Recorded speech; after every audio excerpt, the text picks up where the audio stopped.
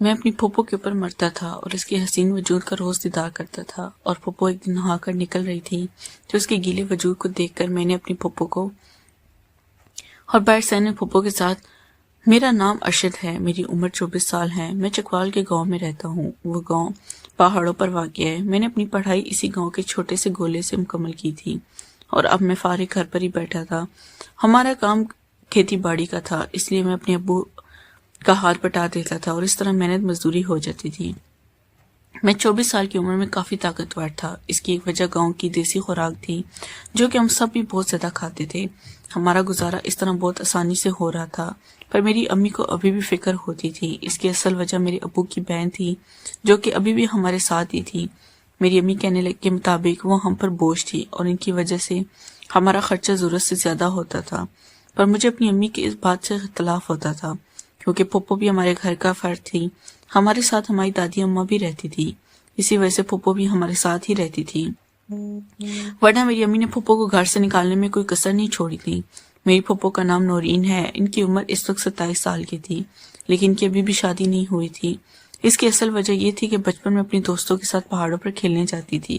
ان کی دوستوں نے ان کے ساتھ مذاق کیا اور انہیں پہاڑوں پر اکیلا چھوڑ کر واپس آ گئی۔ میری پھوپھو اس وقت بہت چھوٹی تھی، اس لیے انہیں واپسی کا راستہ نہیں آتا تھا اور اسی پہاڑ کی چوٹی پر کھڑے رونے لگی۔ کچھ ہی دیر انہیں بہت بھوک لگی۔ انہوں نے اس پہاڑ پر کچھ کھانے کے لیے تلاش کرنا شروع کر دیا۔ کچھ ہی دیر کے بعد انہیں ایک ڈبی ملی جس کے اندر کالے رنگ کی کچھ چیز موجود تھی۔ پھوپھو نے نہ سمجھی میں ایک چیز کھانا شروع سمجھ کر کھا لی، لیکن اس کے بعد پھوپھو واپس گھر آئی تو کچھ ہی سال کے بعد ہمیں معلوم ہوا کہ پھوپھو نے اس وقت ایک دوائی کھائی تھی جس کا اثر یہ ہوا کہ وہ بانجھ ہو گئی ہے۔ سارے گھر والے بہت پریشان ہو گئے۔ میری پھوپھو بھی اس وقت بڑی ہو گئی تھی، لیکن یہ محرومی ان کے اندر ایک حساس کمتری کی جگہ آ رہی تھی۔ وقت کے ساتھ ساتھ میری پھوپھو اداس ہونے لگی۔ انہیں معلوم ہو گیا کہ وہ باقی لڑکیوں کی طرح نہیں ہے، نہ ہی ان کا رشتہ ہو سکتا ہے کیونکہ ہم لوگ ان کی شادی نہیں کر سکتے۔ میری دادی اصول کی بہت پابند تھی، وہ میری پھوپھو کی خاطر کسی کی زندگی خراب نہیں کر سکتی تھی۔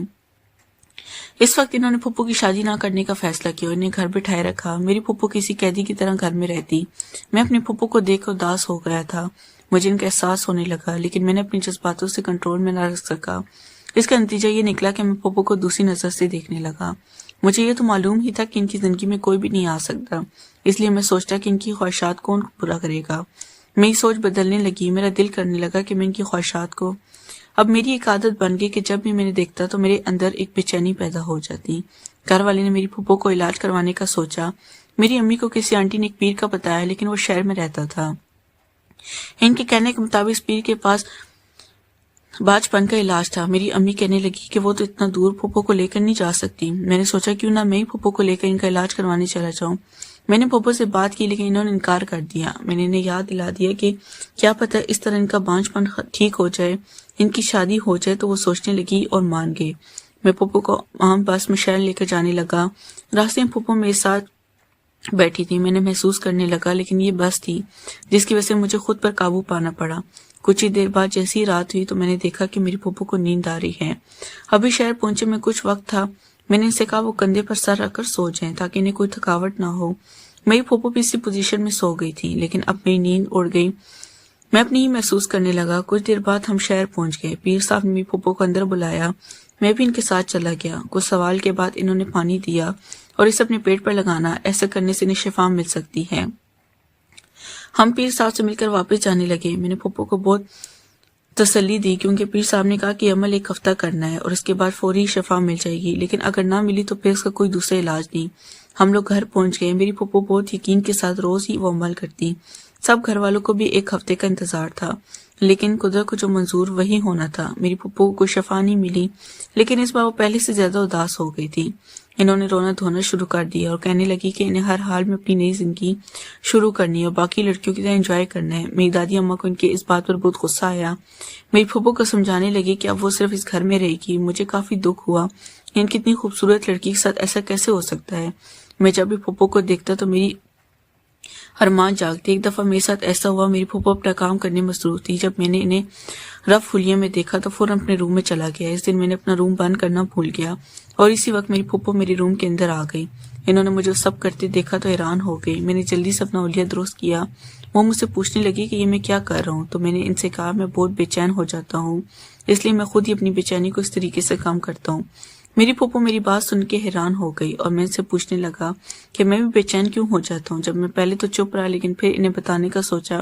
میں نے کہا جب بھی میں نے دیکھتا ہوں تو ان کے لیے اداس ہو جاتا ہوں۔ اپنی زندگی میں کوئی ایسا نہیں جن کی خواہش پوری کر سکے، اس لیے میں یہ سوچ کر خود کو، کیونکہ میری طلب بڑھ جاتی ہے، اور میری بات سن کے حیران تھی اور پھر ان کا چہرہ پوچھ گیا۔ میں نے ان سے پوچھا کہ اگر وہ کچھ چاہتی ہیں تو مجھ سے مانگ سکتی ہیں۔ جس وقت کہنے لگی کہ وہ چاہتی ہیں کوئی ان کی طلب بھی کام کرے، میں ان کی بات سمجھ گیا۔ دروازہ بند کریں پھپھو جب روم میں دروازہ کھولا، میں نے انہیں اپنے بیڈ پر لٹایا۔ ان کے کپڑے پہلے سے ہی کھلے تھے، اس لیے مجھے محسوس کرنے میں بھی آسانی تھی۔ میں نے ان کے حسن کو محسوس کیا اور انہیں مجھے مزید چین آیا۔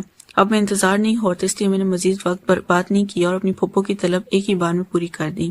مزید تیز کام کرنے کا کہہ رہی تھی۔ میں بھی جوشیلا ہو گیا اور کچھ دیر تک ان کے ساتھ کام کرتا رہا۔ میں نے پوری طرح سے چاہتا تھا سارے غم ایک لمحے کے لیے ان سے دور ہو جائیں۔ یہی ہوا۔ ان کی طلب تو میں نے پوری کر دی، لیکن اب اپنی طلب پوری کروانے کی باری تھی جو کہ میں ان سے کہہ کر آئی تھی۔ وہ بھی جلدی سے مجھ پر۔ ساری رات ہم نے ایک دوسرے کی طلب کی اور انجوائے کیا۔ مجھے ابھی بھی کام کرنا تھا، پر میری پھپھو کہتی کہ اس سے پہلے میں دادی آ جائیں، انہیں واپس جانا ہے۔ میں نے انہیں جانے دیا، لیکن میں چاہتا تھا جب تک ہمیں یہ موقع ملتا رہے میں اپنی طلب پوری کرواتے رہوں۔ انہوں نے میری بات مان لی اور روزانہ کا یہی معمول تھا۔ ہم لوگ رات کو گھر والوں سے چھپ کر ملتے۔ اس طرح میری پھپھو بھی فریش رہنے لگی اور اس طرح وہ اپنا ادھورا پن بھولنے لگی اور خوش رہنے لگی۔ نیکسٹ پارٹ کے لیے چینل کو لازمی سبسکرائب کریں۔ شکریہ۔